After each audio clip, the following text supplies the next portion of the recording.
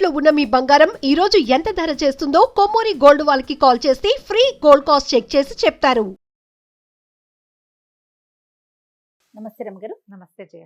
రమగారు, సంకటహర చతుర్థి దీని యొక్క విశిష్టత, ఆ రోజు అసలు మనము ఆచరించాల్సిన విధి విధానాలు, ప్రత్యేకమైన పూజలు అందరూ చేసుకోవచ్చా, ఏంటి రమగారు అసలు? ప్రతిసారి మాట్లాడదాం జయ. మనం ప్రతి సంవత్సరం వినాయక చవితి అప్పుడు ఇది చెప్తూ ఉంటాం.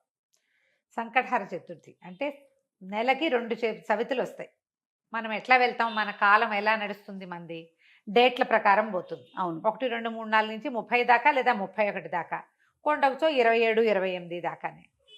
అంతే అంతే. అయితే మన హిందూ దీని ప్రకారం, భారతీయ పాత విధానం ప్రకారం చాంద్రమానం నడుస్తుంది. ఈ చాంద్రమానం అంటే చంద్రుడి యొక్క కదలికలతో మన డే మారుతుందన్నమాట. తిథులు అంటాం వాటిని మనం. 28 ఇవి ఎట్లా పోతాయి? 28 కాదు, పోనీ 29, 30 చేసుకుందాం దాన్ని. పాడ్యమి నుంచి మొదలు పెట్టుకుని పౌర్ణమి దాకా 15. ఓకే. అక్కడి నుంచి 16వ రోజు నుంచి మళ్ళీ పాడ్యమి నుంచి మొదలు పెట్టుకుని అమావాస్య దాకా. ఓకే. ఇట్లా మన తిథులు నడుస్తూ ఉంటాయి. ఇందులో ప్రతి నెల 2 పాడ్యములు రావాలి, 2 విధియలు, 2 తదియలు, 2 చవితులు, 2 పంచములు, 2 షష్ఠులు, 2 సప్తములు, అన్ని 2 రావాలి. అవును. 2 రానివి ఏమిటి? ఒకటి పౌర్ణమి, రెండోది అమావాస్య. అవి మాత్రం సింగిల్ డేట్స్. చతుర్దశులు, త్రయోదశులు, దశములు, ఏకాదశులు అన్ని 2 రావాల్సింది. ఏకాదశి నియమం మనకి సాధారణంగా ఉంటుంది. ఎట్లా? శుక్ల ఏకాదశి, బహుళ ఏకాదశి. ఏకాదశి నాడు ఉపవాసం ఉండటం, ద్వాదశి నాడు ద్వాదశ పారణ చేయటం మన తాలూకు హిందూ సంప్రదాయం. అలాగే హిందూ సంప్రదాయం ప్రకారం నెలలో వచ్చే 2 చవితులని మనం వినాయక ఆరాధన చేయవచ్చు. ఓకే. ఈ చవితి ఆరాధన మనం ప్రత్యేకంగా ఎప్పుడు చేస్తాము? వినాయక చవితి చేసుకుంటాం. ఒక శుక్ల చవితి సంవత్సరంలో ఒక్కసారి వినాయక శుద్ధ చవితి నాడు, అది మన భాద్రపద శుద్ధ చవితి నాడు వినాయక వ్రతకల్పం చేసుకుంటాం. వినాయకుడి పుట్టినరోజని, ఆ రోజునే ఆయనకి గణాధిపత్యం లభించిందని, వాళ్ళు ఆయన్ని పూజిస్తే అన్ని విఘ్నాలు తొలగిపోతాయని గణాధ్యక్షుడని ఆయన్ని కొలుచుకుంటాం.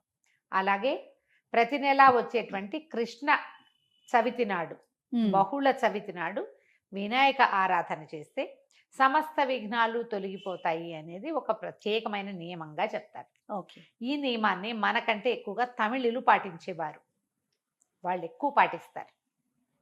మనకి జాతకంలో కేతు ప్రభావం ఎక్కువగా ఉన్నా, ఏ పనైనా మొదలుపెట్టి ఎప్పటికీ అవ్వకపోతున్నా, పిల్లలు చదువుల్లో వెనకపడుతున్నారనిపించిన, దీనికి మన ఇంట్లో ఉండాలి వ్రతము నియమము ఏం లేదు.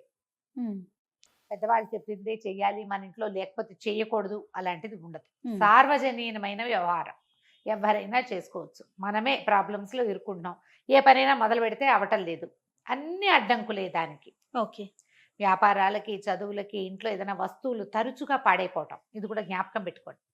మిక్సీ రిపేర్ చేయిస్తావు, వెట్ గ్రైండర్ పడుకుంటుంది. దానికి ఏదో చేయిస్తావు, వాషింగ్ మెషిన్ ప్రాబ్లం వస్తుంది, అది అయిపోయింది, సూయింగ్ మెషిన్ పడుకుంటుంది.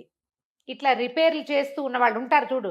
నేను కూడా ఉన్నా ఆ లిస్ట్ లో. అవునండి. నేను ఒకటి రిపేర్ చేస్తే ఇంకోటి వస్తుంది. ఒకటి మొదలు పెడితే పాపం లిస్ట్ వస్తుంది, వస్తూనే ఉంటుంది. మా వాళ్ళ ఇంట్లో ఎక్కిరిస్తున్నారు, ఒకటి రిపేర్ చేయకుండా ఉంచుకుంటే అది ఒకటే ఉంటుంది నీకని. అట్లా ఒకటి వస్తుంది. ఏమీ లేవనుకో, మెళ్ళ పెట్టుకుంటే నల్ల పూసలు కొలిసేనే టిక్కని విరుగుతుంది, ఆ కొస విరిగిపోతుంది. నిజంగా నిజం రమ్మ గారు. చెవిదుద్దులు సీలలు విరిగిపోతాయి. కొంతమంది జాతకాలు ఉంటాయి చూడండి, ఒక వరుసగా వస్తాయి, ఆగితే మళ్ళీ ఆగిపోతాయి. 2 సార్లు 2 బంగారపు వస్తువులు అయినాయి. ఓ వారం ఏమో ఒక 15 రోజుల్లో ఒక మొదటి ఫోర్ట్నైట్ లో చెవిదుద్దు సీల బిళ్ళ విరిగి చేతిలోకి వచ్చింది, పొల్లేమో ఆ గొట్టంలో ఉండిపోయింది. ఇదేమిట్రా ఇలా అయింది, దీన్ని చేయించాలి అనుకుంటున్నా. సరిగ్గా 15 days తిరగగానే చిన్న గొలుసు ఒకటి పెట్టుకుంటాను నేను, హుక్ దగ్గర విరిగింది. దాన్ని రిపేర్ చేయించా, చెవిది ఈ గొలుసు విరిగింది. గొలుసు ఇంకా రిపేర్ చేయించలేదు, ఉంచారు. మళ్ళీ ఇంకోటి వస్తుందని. నెక్లెస్ లో అవి లింకులు ఊడిపోతే ఏం చేస్తాను, అలా అనిపిస్తుంది నాకు. ఇలాంటి వాళ్ళు వీళ్ళందరూ సంకటహర చతుర్థి చేసుకోవచ్చు. సంకటహర చతుర్థి చేసుకుంటే బిజినెస్లో ఇబ్బందులు, చదువుల్లో ఇబ్బందులు, చిన్న చిన్న ప్రమాదాలు, ఇళ్లలో ఏ పని అనుకున్నా అవకపోటాలు, వీటన్నిటికీ సమాధానంగా ఉంటుంది. జాతకాల్లో అయితే మాత్రం కేతువు తాలూకు ప్రభావం ఉన్నప్పుడు, కేతువుతోటి ఇబ్బందులు పడుతున్నప్పుడు, గ్రహస్థితుల్లో కేతు ఉన్నప్పుడు కూడా మనం ఇది చేయమని చెప్తారు. ఏదైనా ఇంటి ప్రయత్నం చేస్తున్నప్పుడు ఆగిపోతుంది, అప్పుడు కొన్ని వారాలు మొక్కుకుని మనం కొన్ని నెలల పాటు చవితులు చేసుకోవచ్చు. ఈ చవితి చేసుకోవడానికి పెద్ద విశేషమైన చేత ఏమీ లేదు. సింపుల్ వినాయక పూజే. ఓకే. దీనికల్లా పగలు ఉపవాసం, చుక్కలు కనపడ్డాక భోజనం. ఆ చుక్కలు కనపడ్డాక ఉండ్రాళ్ళు కుడుములు చేసి బియ్యపు రవ్వతోటి చేస్తాం కదా. అవును. అవో మీ ఇళ్లలో ఎలాంటి అలవాట్లు ఉంటే పాలతాకలే పెడతాం వినాయకుడికి అని మీకు అలవాటు అనుకో, పాలతాకలు పెట్టండి, మన అలవాటు ప్రకారం పెట్టుకోవచ్చు. కుడుములో ఉండ్రాళ్ళు ఆయనకి నివేదన చేసి నమస్కారం చేసుకుని చంద్రుని చూసి అన్నం తినేసేయచ్చు. పగలు ఉపవాసం ఉండే సంకష్టి అంటారు. మహారాష్ట్రియన్స్, కన్నడిగులు బాగా చేస్తారే? బాగా ఎక్కువ ఉంటారు. మన వైపు తక్కువ, కానీ మన వైపు కూడా ఇప్పుడు కనపడుతున్నారు బాగా. నాకు కూడా అలవాటు ఉంది, నేను చేస్తాం. అంటే కమ్యూనిటీ వైజ్ గా చేస్తారా రమ్మగారు? అలా ఏం ఉండదమ్మా, అలా ఏం ఎవరైనా ఇది ఓ పెద్ద పూజ హడావిడి ఏం లేదు కదా. అది ఏకాదశిలానే, ఏకాదశి లాగానే, కాకపోతే మనం వినాయకుడికి కొలుస్తాం. ఇది సంకటహార చతుర్థి. మనకి కష్టాలు ఇబ్బందులు ఉన్నప్పుడు రుణ విమోచన గణపతి స్తోత్రం అని ఒక ప్రత్యేక స్తోత్రం ఉంది. ప్రణమ్య శిరసాదేవం గౌరీపుత్రం వినాయకం, ఇలా స్టార్ట్ అవుతుంది. ఆ స్తోత్రం చదువుకోవచ్చు. అబ్బాయి అవేవి రావండి. సుముఖశ్రీగదంతస్య కపిలో గజకర్ణికః మనకు వచ్చు కదా, అంతే. 12 నామాలు అవి చదువుకోండి. వినాయకుడికి కొంచెం గరిక వాకిట్లో ఎక్కడైనా పెరళ్లలో ఉన్న బాల్కనీ కుండీల్లో ఉంటే గరికని పెక్కకుండా ఉంచుతా నేను. అవి వినాయకుడికి పెట్టుకోవచ్చు అని చెప్పి, బుధవారం నాడు పెట్టచ్చులే అని.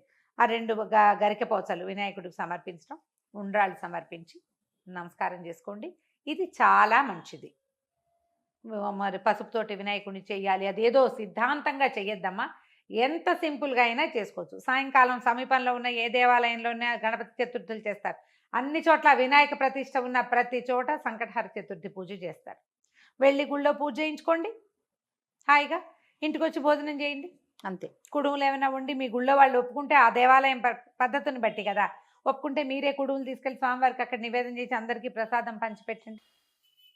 వినాయకుడికి వచ్చిన బెల్లం ముక్క నివేదన పెట్టడం ఒక అలవాటుగా చేసుకోండి. మనకి ఇలాంటి సమస్యలు ఉంటే కనుక తప్పకుండా కొంచెం బెల్లం నివేదన పెట్టడం, వినాయకుడి కోసం ఒక దీపారాధన చేయటం, దీపం పెట్టుకోవటం, దీపం పెట్టగానే వినాయకుడికి సంబంధించిన శ్లోకం చదువుకోవటం, ఓ బెల్లం ముక్క ఖచ్చితంగా నువ్వు పళ్ళు పెట్టు, పాలు పెట్టు, అవి ఏమైనా పెట్టుకో, వినాయకుడికి బెల్లం ముక్క పెట్టాలి. ఇలా నివేదన పెడితే మనకి చాలా సమస్యలు తీరుతాయి. ఇప్పుడు నవంబర్ 1 వచ్చినట్టుంది. అవునండి, అంతేనా? అవును. ఆ ప్రతి నెల చూసుకోండి, క్యాలెండర్లో ఉంటుంది. మీరు ఈజీ మెథడ్ ఏంటి, క్యాలెండర్లో నోట్ చేసి పెట్టుకోండి. ఇందులో మళ్ళీ ఒక స్పెషల్ ఉంది. మంగళవారాలు గనక ఈ చతుర్థి వస్తే చాలా విశేషం. అంగారక చతుర్థి అంటారు దాన్ని. అది చాలా విశేషమైంది. అది ఎక్కువ సమస్యలు తీరుస్తుంది, ఇంకా ప్రాబ్లమ్స్ తీరుస్తుంది. దీనివల్ల బ్రహ్మాండం బద్దలైపోయి వానికి ఏదో వస్తుందని కాదు, కొన్ని జాతకపరమైన సమస్యలు తీరుతాయి. ఏ పనులు కానప్పుడు మనకు ఒక శాంతిగా ఉంటుంది. చికాకు తగ్గినా చాలు కదా అమ్మగారు, ఏదో వచ్చి మీద పడక్కర్లేదు. జస్ట్ మనకు ఉన్న ఆ చికాకు, ఆ బాధ, మనసు శాంతిగా ఉంటే అదే చాలు. అంతకంటే ఆటోమేటిక్ గా సమస్యలు పరిష్కారం అవుతాయి. అవును, అలా చేసుకోవచ్చు. మంగళవారం చతుర్థి వచ్చిందనుకో ఇంకా కంఫర్టబుల్ గా ఉంటుంది. ఒక 40 చేయొచ్చు, ఇవి 40 చేయొచ్చు, 21 చేయొచ్చు, 5 నేను 7 లెక్క పెట్టుకుని కూడా చేస్తా. ప్రతి నెల సంకటహర చతుర్థి నాడు పొద్దున్నే మా అక్కయ్య నేను ఒకళ్ళు గుర్తు చేసుకుంటాం ఇవాళ చతుర్థి అని. ఓకే, జ్ఞాపకం చేసుకుని మా ఇద్దరికి అలవాటు ఉంది. నాకు కొంచెం వినాయక ఇవి కూడా ఎక్కువ కదా, ఎక్కువ శ్లోకాలు చదువుకుంటాను. నేను చిన్నప్పుడు చదువుకున్న తొండమున ఏకదంతమును కూడా చదువుతారు రోజు. నేను నాకు అది అలవాటు. ఎవరి అలవాట్లు వాళ్ళవి కదా, మీరు అలవాటు చేసుకోండి. ఏదైనా ఇలాంటి సమస్యలు ఉన్నప్పుడు ఇట్లా చేసుకోవచ్చు. ఇది కొన్నాళ్ళు చేసి మానేయచ్చా లాంటి ప్రశ్నలు వస్తాయి ఎంతసేపు. కొన్ని వారాలు నియమంగా పెట్టుకోండి, కొన్ని నెలలు, ప్రతి నెల సంకటహర చతుర్థి చేయాలి. 2 సార్లు సంవత్సరం 2 సార్లు వస్తుంది కదా. మీరు కృష్ణ చతుర్థి మామూలు చతుర్థి కూడా చేసుకోవచ్చు. లేదా నేను సంకష్టే చేస్తాను అంటే కనుక సంకష్టులు మాత్రమే చేసుకోవచ్చు, సంకటహర చతుర్థి మాత్రమే చేసుకోవచ్చు. ప్రతి నెల చేస్తే ఇప్పుడు సంవత్సరం చేద్దామని మొక్కున్నాం అనుకోండి, 12 అవుతాయి. ఒకవేళ మధ్యలో ఒక నెల పీరియడ్ వచ్చింది, ఆడవాళ్ళకి సమస్యలు వస్తాయి, ఇంకోసారి మళ్ళీ మొదలు పెట్టక్కర్లేదమ్మా, కంటిన్యూ చేసుకోవచ్చు. దీనికి మీరు ఈజీ మెథడ్ ఏంటంటే, ఇప్పుడు స్మార్ట్ ఫోన్లు వచ్చినాయి కాబట్టి స్మార్ట్ ఫోన్లో చూసుకుని పెట్టుకోండి డేట్లు. నేనైతే క్యాలెండర్లో రౌండ్ ఆఫ్ చేసి పెట్టుకుంటా ఇవాళ చతుర్థి అని. వాళ్ళు కూడా ఎర్ర వినాయకుడు బొమ్మ వేస్తుంటారు, అక్కడ వినాయకుడు బొమ్మ కనపడుతుంది, టీటీడీ వాళ్ళ దాంట్లో కనిపిస్తూ ఉంటుంది. సో గుర్తుపెట్టుకుని ఆ రోజున మీరు చేయవలసింది ఏంటి, వినాయకుడికి సంబంధించిన స్తోత్రం చదువుకోవటం, గరిక 2 గరిక పోచలు తెచ్చి వినాయకుడికి సమర్పించడం, కొంచెం కుడుములో ఏవైనా నివేదన చేయటం, పగలు ఉపవసించి చంద్రుడు కనపడ్డాక దండం పెట్టుకుని భోజనం చేయటం చేసి చూడండి. మీకు చాలా ఇబ్బందులు తొలుగుతాయి. పెద్ద విశేషంగా ఏదో మాత్రం కాదు, మంచిది. మీకు ప్రధానమైనది ఏంటంటే ఇబ్బందులు తొలుగుతున్నట్టు కనపడుతుంది కానీ. అది రైట్ అమ్మగారు. నమస్తే. నమస్తే జీ.